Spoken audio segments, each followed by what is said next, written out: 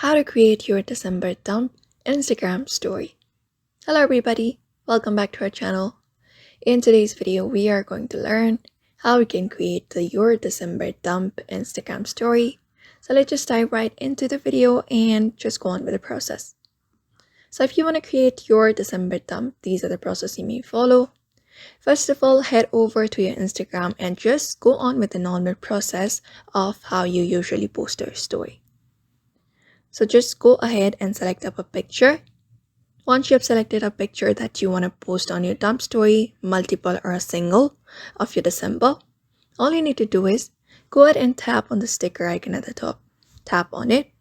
Once you do that, on this options given, you need to look out for this option called Add Yours. Just go ahead and tap on it. And under this write or prompt section, you need to type in your December dump. You can just go ahead and type in that and click on done.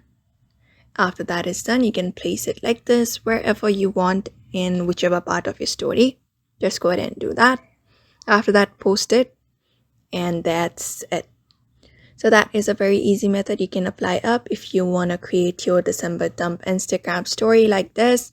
So I hope this video was helpful and thank you for watching this video.